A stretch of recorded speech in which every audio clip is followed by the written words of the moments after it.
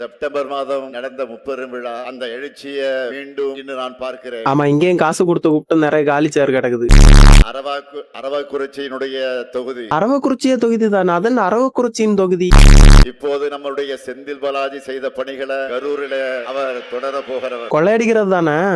கடந்த முறை செந்தில் பாலாஜி பெற்ற வெற்றி போலவே இந்த வாட்டி செந்தில் பாலாஜியே நின்னாலும் உங்களால் உருவாக்கப்பட்ட இந்த முத்துவேல் கருணாநிதி ஸ்டாண்டி, மூக்கா சாண்டி பூச்சாண்டி, என்னுடைய இணைய சகோதரர் செந்தில் பாலாஜியுடைய மாவட்டம் இது. நிச்சயம் 100% வெற்றி உறுதி. அப்புறம் ஏன் கண்ணா செந்தில் பாலாஜி கரூர்ல நிக்கல?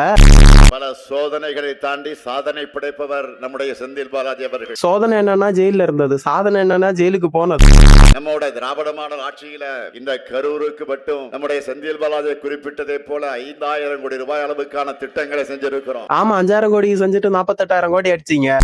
மகளிர் உரிமை தொகை கொடுப்பேன்னு சொன்ன மாதிரி உங்க பேங்க் அக்கவுண்ட்டுக்கு வந்து கொண்டிருக்கிறதா? 2.5 வருஷம் கழிச்சு நம்ம குழந்தைகள் இப்ப வயிறார சாப்பிட்டு நல்லா படிக்கிறாங்களா? உங்களோட நல்லா தான் படிக்கிறாங்க.